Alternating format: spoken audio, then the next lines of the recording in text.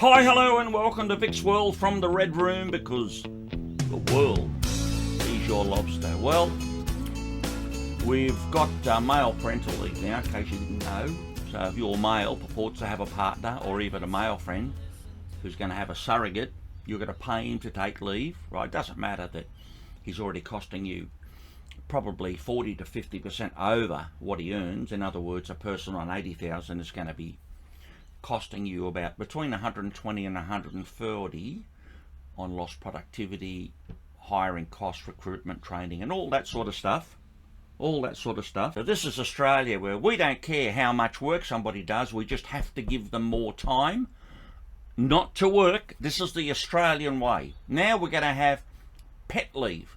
So if your pet's feeling a bit under the weather and can't wait till a Saturday or a day off, you can take pet leave, and it won't just be for a short time.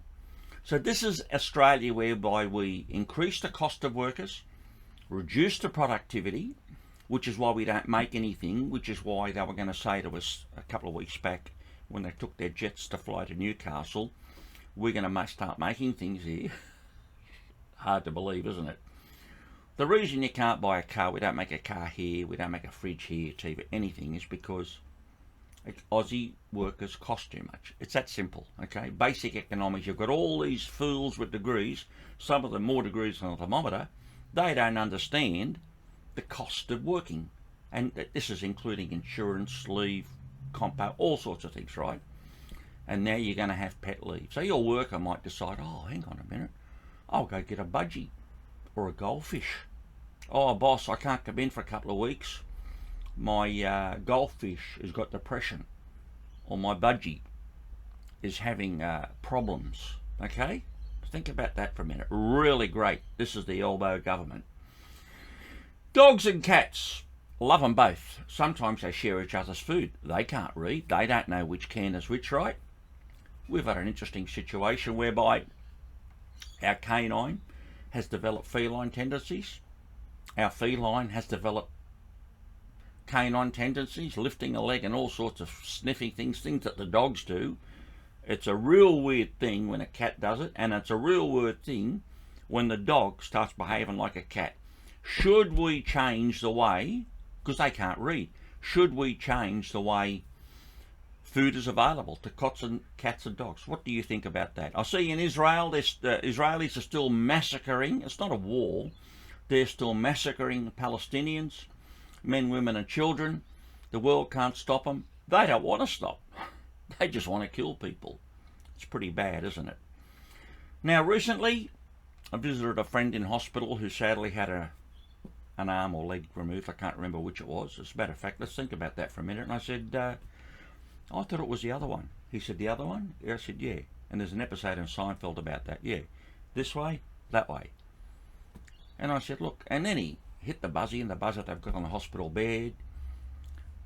Security came, nurses, doctors, everybody, even I think Task Force Raptor came. He said, did you take the right leg?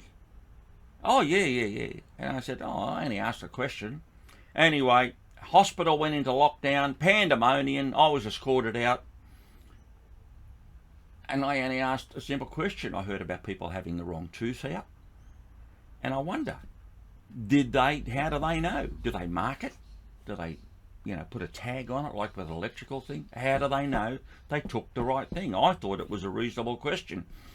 But apparently yours truly, once again, caused the problem. This is how I am everywhere I go. Because people, like you go to a club. Now they've got the big kerfuffle about the club, about your ID. Well, I asked about that a few weeks back when we went to Rocco's thing. They said, what do you mean? I said, where does my info go? Next thing you know, somebody's been blackmailing the clubs because you've got all your details. You don't think twice, do you? You put your card at the club, your ID, your license. Next thing you know, somebody's got my name, address, date of birth. They clone your ID. Next thing you know, you're on a terror watch list. Now, recently, at a protest in Liverpool, people were screaming, put some pork on your fork, which I think is a good idea. I like pork. Apparently, it's now a racial or ethnic slur, because the people, the ones that need de-radicalisation, are offended. But as a pork lover, aren't I allowed to be offended that somebody's mocking pork? And what about the pig? What about the pig's rights? We talk about inclusivity. Really, when you hear the word inclusivity, inclusivity means they want to exclude something. It's a code word, right? Inclusivity really means we want to exclude you, we want to be inclusive. Not of you, no, really they want to be exclusive. So apparently pork on your fork, as on the thing now, apparently it's considered offensive, as some ratbag in the New South Wales government said, oh, it's offensive and blah, blah, blah. Can you believe it? And these are the same people that are offended to get de-radicalised and stab people. Okay, well, I've had a bit of a break from radio, but I'm starting to do some radio again for selected sources. The link's coming across the bottom now. Please like and support. And by the way, if you like what I say and what I do, or have complaints or have suggestions, anything you like, you're more than welcome to try to be polite, but because I'm very sensitive and not a snag, but I mean, in my old age, I've become a little bit sensitive and unsure of how to handle things. And I'm not at the point of needing counselling yet, but we're getting close. Anyway, it's Vic signing off from the Red Room, where the world is your lobster. A lot bigger than oysters. You can stand